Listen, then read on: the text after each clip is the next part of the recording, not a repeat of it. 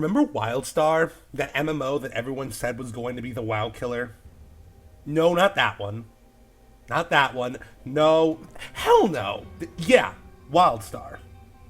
So I have an interesting history with this game.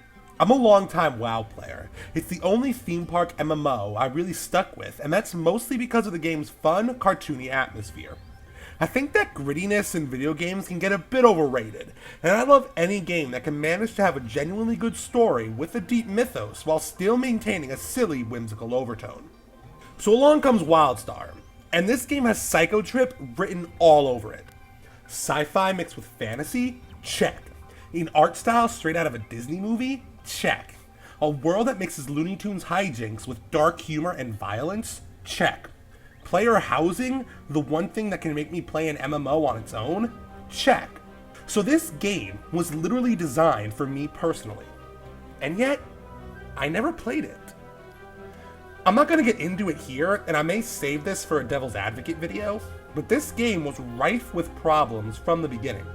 Server issues that went beyond the typical launch day woes, gameplay that promised a vanilla WoW experience without remembering how much WoW sucked when it first launched, and a punishing and not very rewarding endgame experience.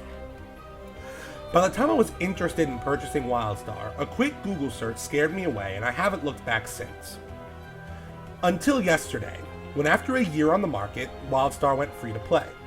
Sure, I probably won't stick with this game long term, but hopefully they fixed most of the issues and I get to experience this awesome world I've been missing out on. Sadly, it was not meant to be.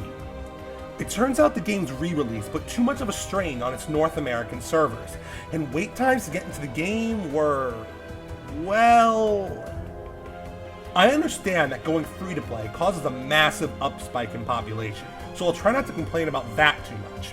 But I still think it's something they could have prepared for better. I mean, this is their second chance to make a good impression after all. Personally, my wait time wasn't the worst, so eventually I got in. Alright, time to make a character. Chua, Medic, let's see, Dr. Pinky. Okay, let's go. Wait.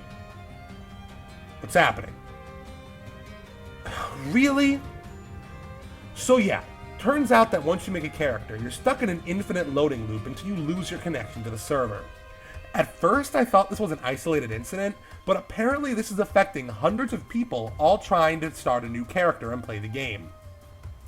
This problem persisted throughout the entire day, effectively making the re-release day a bust for a good portion of players. Last I checked today, it's still happening too. So in short, I'm on my second day, and I still haven't actually started the game. But at this point, I'm determined. I swear, it's like this game is begging me not to play it, but I'm not going to give up that easily. It's a matter of principle now.